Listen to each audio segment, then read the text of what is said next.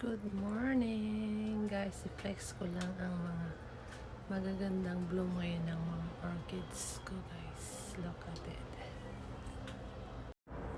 Apat na flower. 1, 2, 3, and 4. They're beautiful, right? And this one has a flower too. Ang laki nito. Hindi pa gaanong buko, kaya lang laki-laki. Ayan. 3 rin yan. 1, 2, tsaka 3. Naipit yung isa. Ayan. Ganda ng kulay. Ang katlay ang ganda ng makulay. Tapos may ano siya. May hindi pa bumubuka. Tapos ito rin parehas din sa isa. Oh, di ba? Ang ganda ng kulay lang. 3 to. 2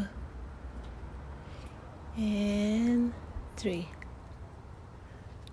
So I have, and then I have another one here. It's a different flower. It's a pink one. Hindi pa gaanong bumuka guys.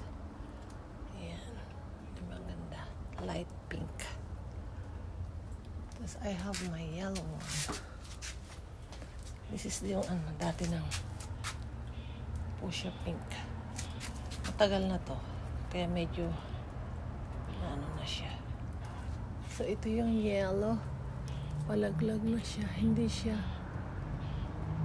attractive kasi light lang yung niya.